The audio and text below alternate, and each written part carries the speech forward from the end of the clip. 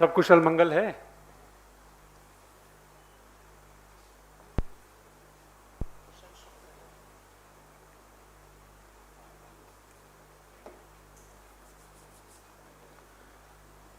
साथियों, आप सभी का स्वागत है। सबसे पहले विलंब के लिए हम क्षमा प्रार्थी हैं।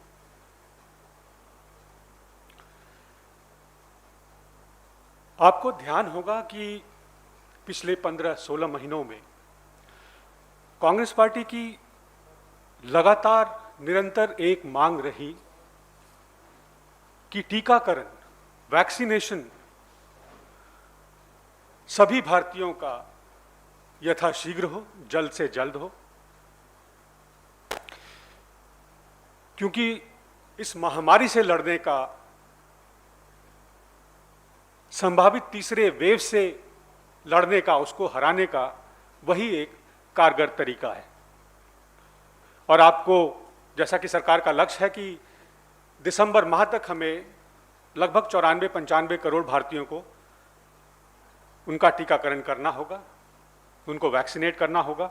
और इसमें खुशी की बात यह है कि भारत के वैज्ञानिकों ने ही हमारे यहाँ ही टीका इजाद किया, जिसके कारण यह काम बड़ा सुलभ लग रहा था हमें।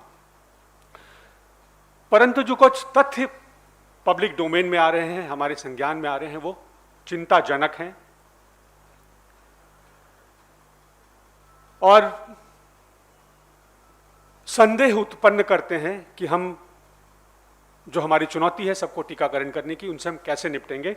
विस्तार से आपको बताएंगी हमारी राष्ट्रीय प्रवक्ता सुप्रिया श्रीनेत जी। मैं उनसे आग्रह करूंगा वो आपको ब्रीफ करें। बहुत धन्यवाद प्रणव भाई। आप सब लोगों को मेरा नमस्कार।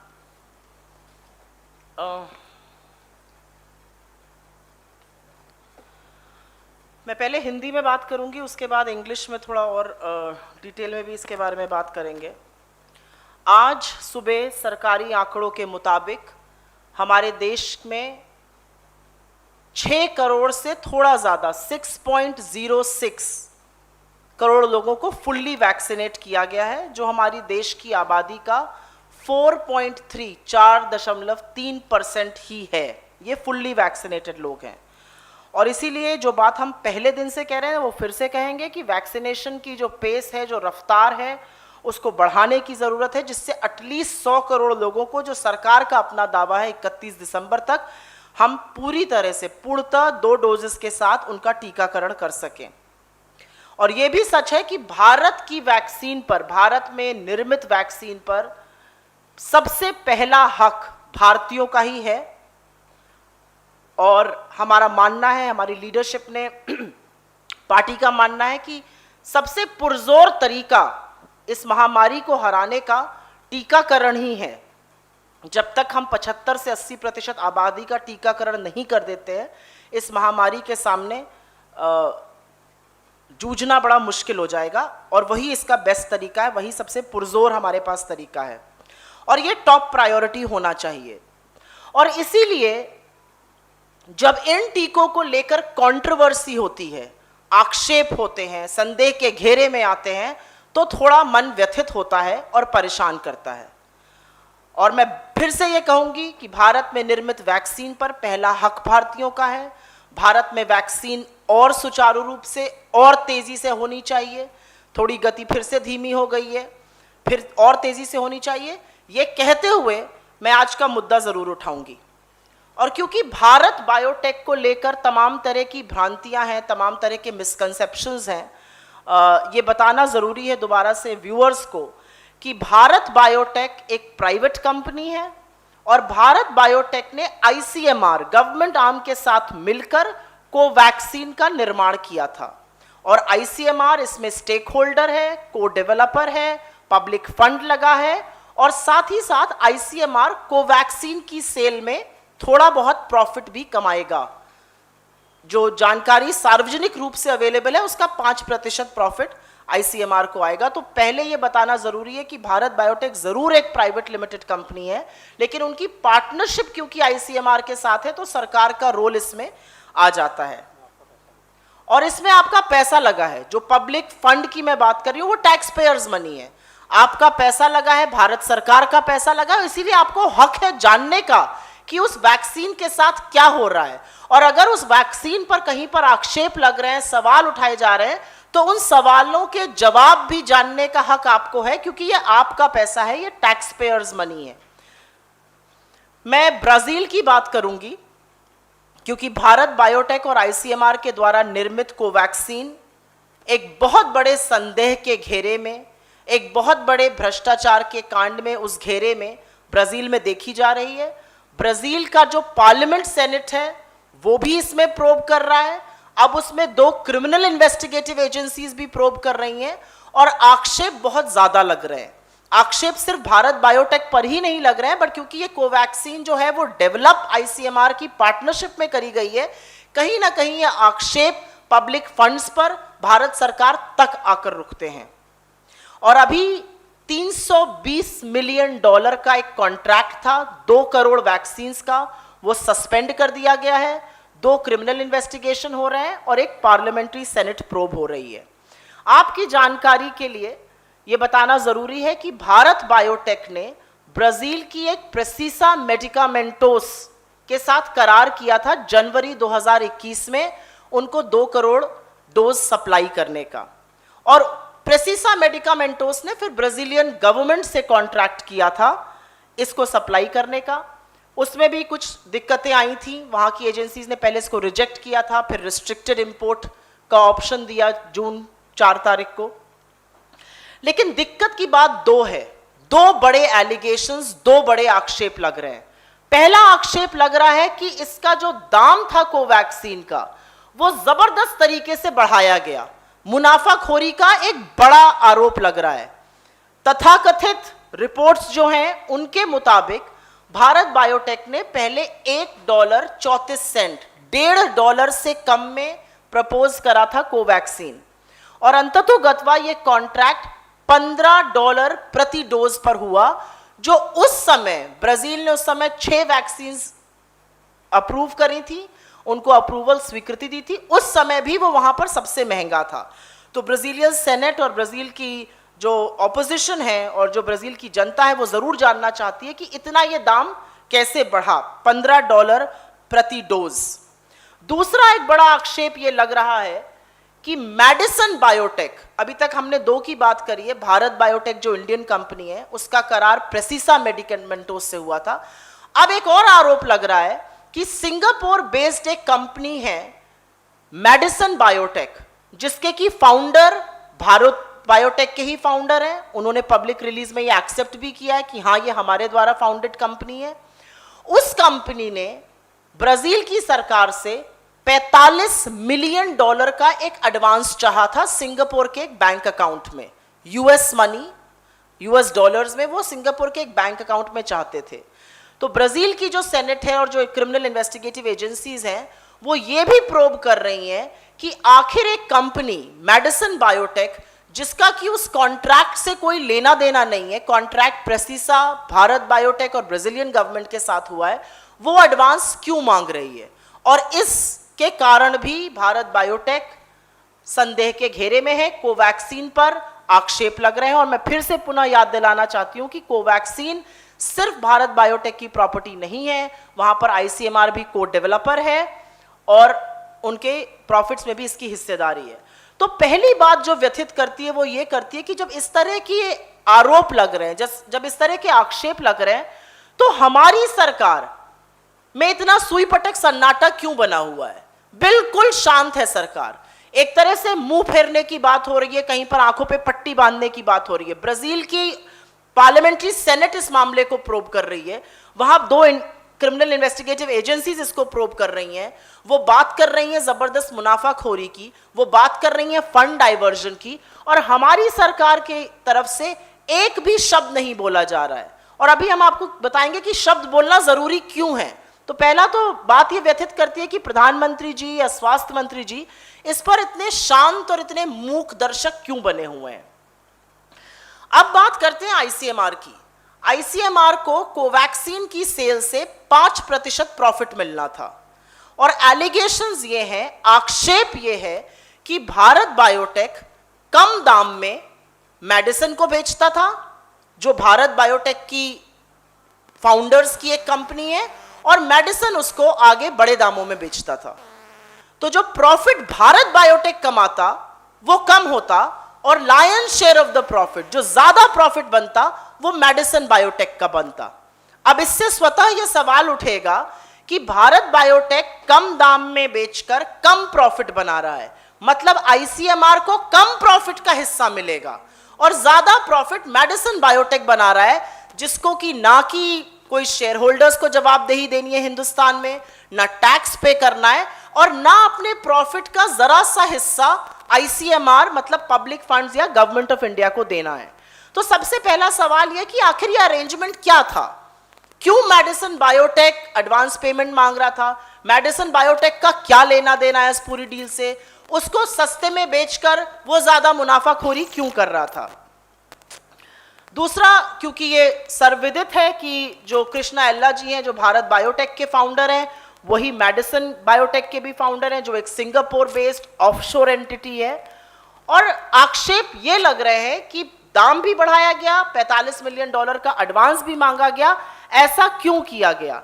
और जो हार्ट ऑफ द कंट्रोवर्सी है ब्राजील में, वो यही है कि मुनाफाखोरी और ये जो मल्टी मिलियन डॉलर स्कैम इसको बोला जा रहा है, उसमें वो भारत बायोटेक को, प्रेसिसा मेडिकामेंटोस को और अब मेडिसिन बायोटेक की बात कर रहे हैं।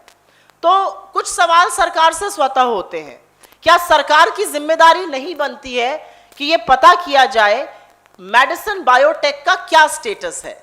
क्या मेडिसिन बायोटेक भारत बायोटेक की पार्टनर है, लॉजिस्टिक्स आर्म है, एक्सपोर्टर है? किस तरह का रिश्ता है दोनों में? किस तरह जो आक्षेप लग रहे हैं वो ये है तथाकथित तौर पे कि कम दाम पर मेडिसिन को बेचा जाता था, मेडिसिन आगे ज्यादा बड़े दाम पर बेचने की प्रपोजल था। दूसरा एक बड़ा सवाल ये उठ रहा है कि जब यहां पर एक्सपोर्ट पर बैन हो गया था तो ये डील चल कैसे रही थी? ये डील तो विड्रॉ हो जानी चाहिए थी। ये डील लाइव कैसे थी? इस डील को स्वीकृति 4 जून को मिली है। हमारे यहां तो एक्सपोर्ट बैन था, तो क्या सरकार ने कोई स्पेशल एक्सपोर्ट परमिशन दी है? दूसरा एक बड़ा सवाल उठता है कि आईसीएमआर इस पर शांत क्यों है? आईसीएमआर को डेवलपर है, उसको 5% प्रॉफिट मिलना है, क्यों सरकार इस पर नहीं बोल रही है?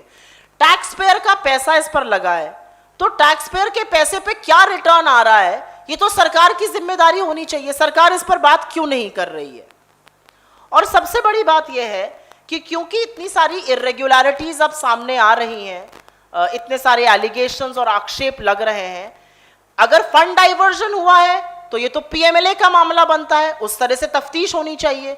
और भारत में जो इरेगुलरिटी हुई है कि कम प्रॉफिट पर बेचकर कम प्रॉफिट कमाया जा रहा है, दिखाया जा रहा है और आईसीएमआर के साथ कम शेयर किया जाता, ये एसएफआईओ का प्रोब बनता है, सीरियस फ्रॉड इन्वेस्टिगेशन का प्रोब बनता है।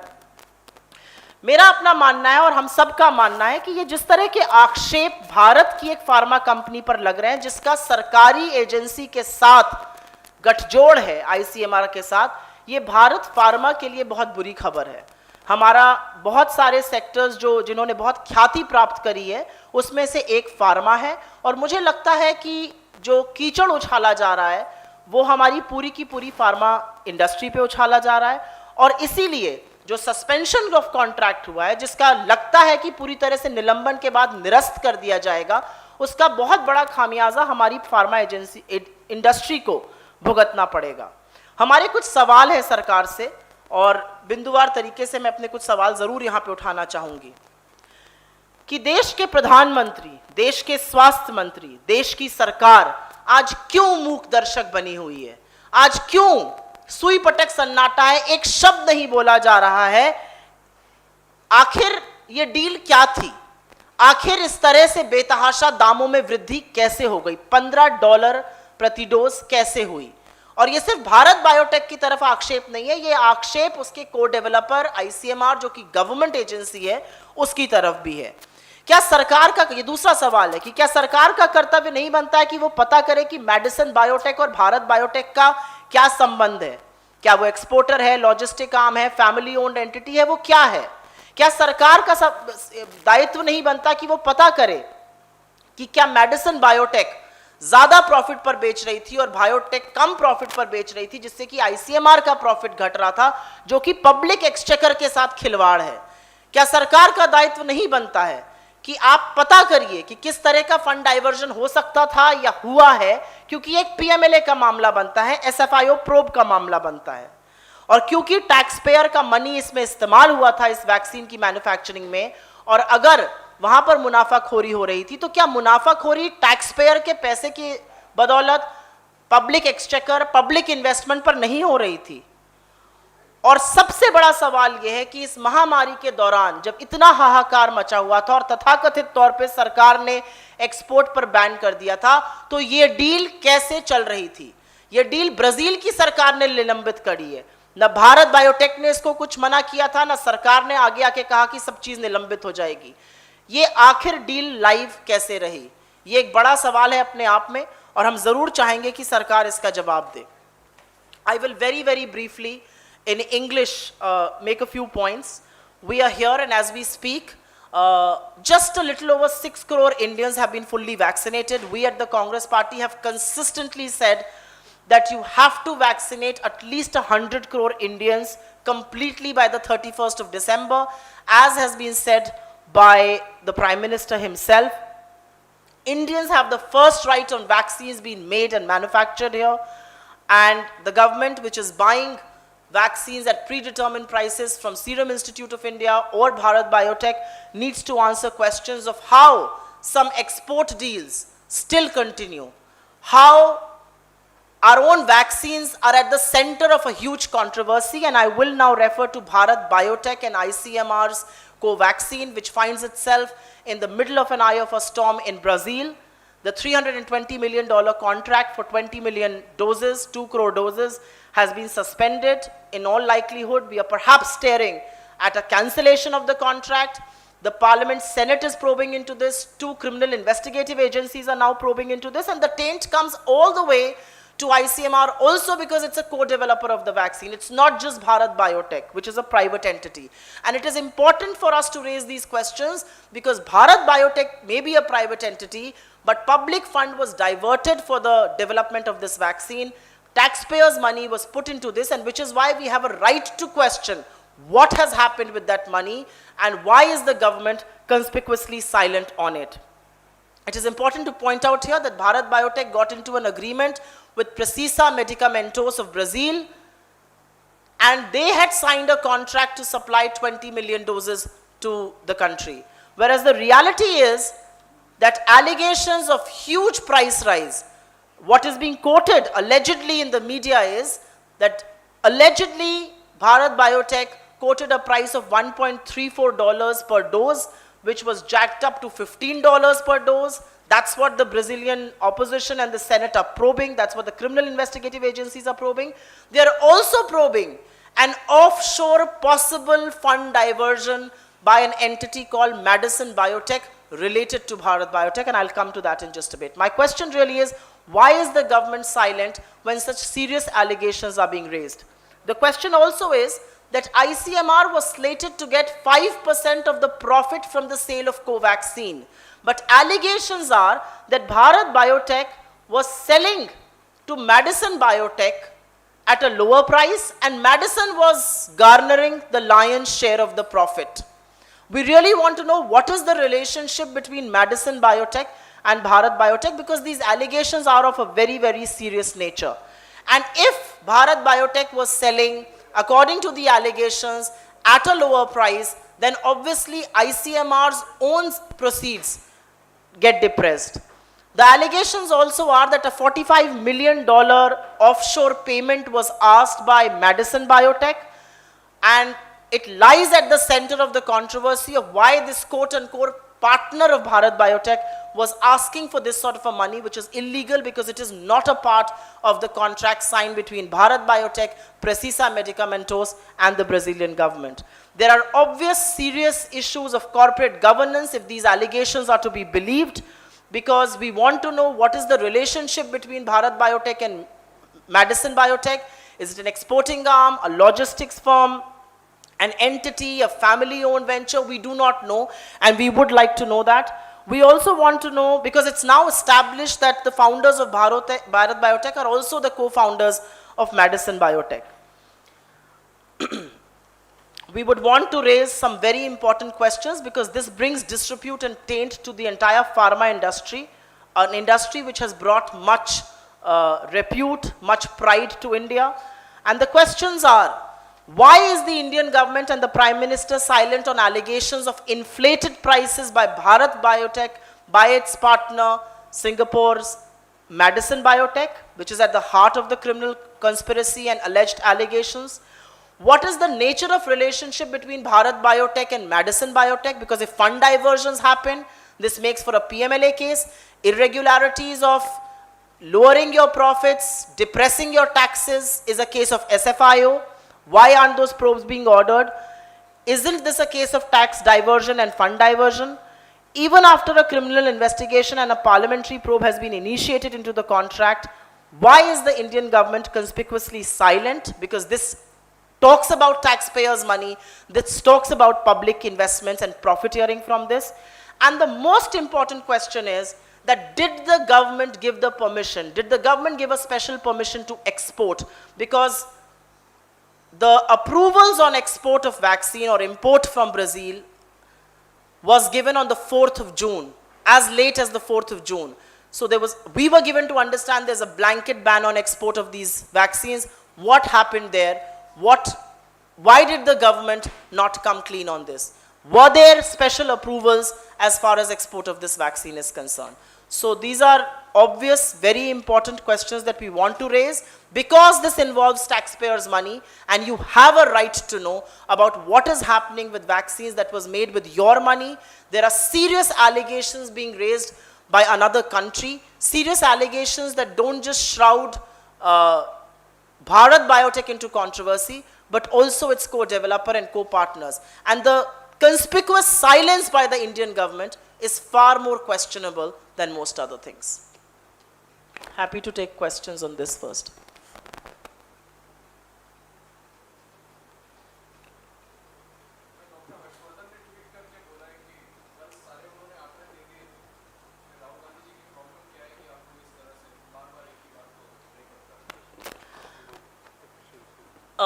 आई थिंक वो उसकी बात कर रहे हैं कि कितनी अवेलेबिलिटी है वैक्सीन की.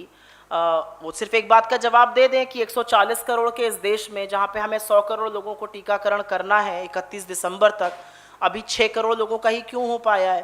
आंकड़ों के साथ खिलवाड़ मुझे लगता है महामारी के दौरान तो नहीं करना चाहिए, लेकिन मैं आपके माध्यम से माननीय स्वास्थ्य मंत्री से जो हमने आज सवाल उठाए हैं उस पर जवाब जरूर जानना चाहेंगे कि भारत बायोटेक के खिलाफ एक बहुत बड़ा संदेह के घेरे में एक भारतीय कंपनी है, वो भारतीय कंपनी जिसकी वैक्सीन का डेवलपमेंट भारत की एजेंसी, भारत सरकार की एजेंसी के साथ हुआ है, उसके खिलाफ बड़े चार्जेस हैं. फंड डाइवर्जन का चार्ज है, टैक्स इवेजन का चार्ज है, उसके खिलाफ चार्ज है कि उसने आईसीएमआर के प्रॉफिट्स को कम करने की कोशिश करी है, उसके खिलाफ चार्ज है कि उसने आर्टिफिशियली प्राइसेस जैकअप किए एक दूसरी कंट्री में.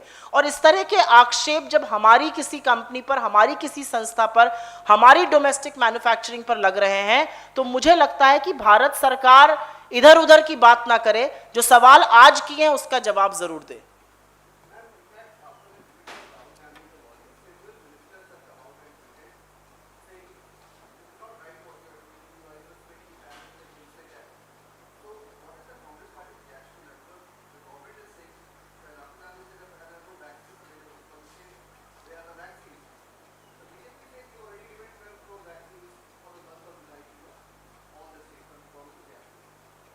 I will first answer your question about the ministers.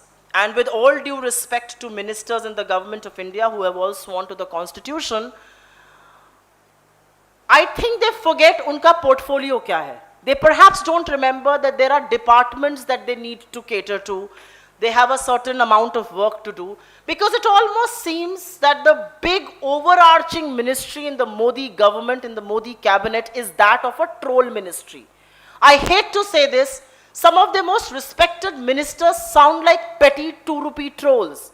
The reality is we are going through an unprecedented pandemic. The reality is vaccination is our best bet. The reality is that you have bungled up completely as far as vaccination is concerned, and you have the audacity to come out and question somebody who's raising valid concerns.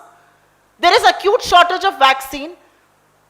We all know how did you achieve that 87 lakh figure, because BJP governed, BJP ruled states hoarded up on vaccine. Vaccinations fell to 694 vaccines in Madhya Pradesh some days prior to vaccination. We know how you achieved that number, and we know how that number came tumbling down. And you have the audacity to question us when we raise valid concerns? Please ask all these ministers who tweet from the AC chambers acting like two petty rupee trolls. They should go to rural India. They should go to smaller towns and see how bad the vaccination is. There is a video doing the rounds on Chhindwara in Madhya Pradesh. And what is the level of vaccination there? You can see people climbing over each other for vaccine, but the vaccine is not available. So the government doesn't just need to answer on acute shortage of vaccine, on low vaccination, on only 6 crore people fully vaccinated, but it now needs to answer questions that we are raising today. And these are serious questions of corporate governance. These are serious questions of profiteering from public expenditure and public investment. These are serious questions of fund diversion. Those are the kind of very, very grave, serious allegations that are being raised against a company where the government of India partnered and developed a vaccine. I really wish all of those ministers come out today and answer some explanations to the questions that we have raised today. And in a lighter vein, I would only want to say, it looks like there's an imminent cabinet expansion somewhere around the corner, and most of these ministers perhaps are way too scared about losing their portfolios, so the best thing to do is join the overarching portfolio of the troll ministry.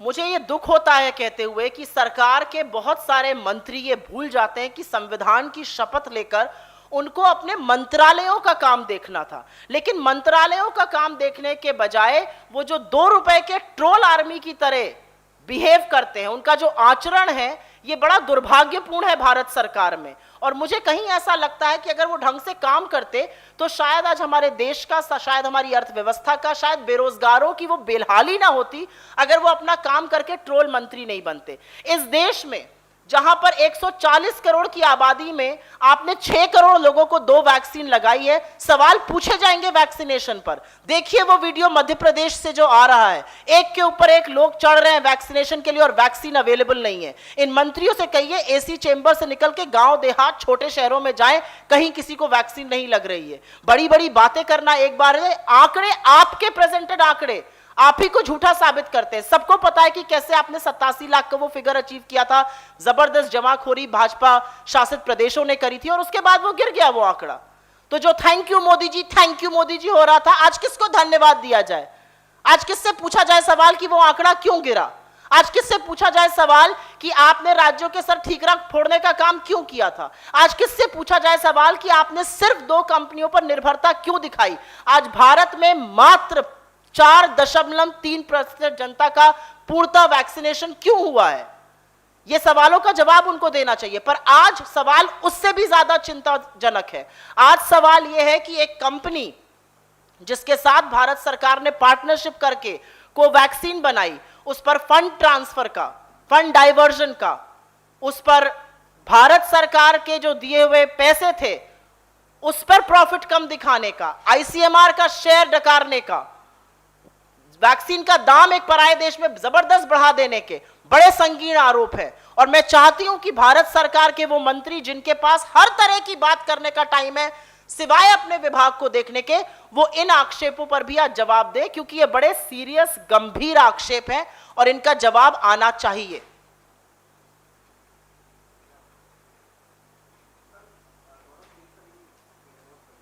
I'll just take suo moto. Any other suo moto? इस पे किसी को सवाल? I have raised questions on why is the government conspicuously silent. According to the allegations that are now in the public domain, this does call for a serious probe by the SFIO. This seemingly seems to be, according to the allegations, a PMLA fund diversion case. Why is the government quiet when the status of an entity to which profits could have been diverted is not known? Should the government not do anything about it? I think the government needs to wake up, smell the coffee. They cannot fool all the people all the time. They need to answer some very serious questions. They need to order some very serious probes, and they need to come clean, because taxpayers' money was involved in developing Covaxin, and we have a right to know what is happening with that money. Yeah.